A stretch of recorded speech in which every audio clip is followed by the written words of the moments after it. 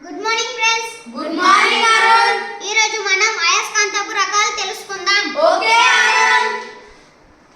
గుర్రపు నాడ అయస్కాంతం, గుర్రపు నాడ అయస్కాంతం, బిళ్ళ అయస్కాంతం, బిళ్ళ అయస్కాంతం, దండ అయస్కాంతం, దండ అయస్కాంతం, వలయాకారపు అయస్కాంతం, వలయాకారపు అయస్కాంతం, అయస్కాంతపు దిక్సూచి, అయస్కాంతపు దిక్సూచి, టాబ్లెట్ అయస్కాంతం, టాబ్లెట్ అయస్కాంతం, త్రిభుజాకారపు అయస్కాంతం, త్రిభుజాకారపు అయస్కాంతం, ఉత్తర ధ్రువం, దక్షిణ ధ్రువం, ఉత్తర ధ్రువం, దక్షిణ ధ్రువం,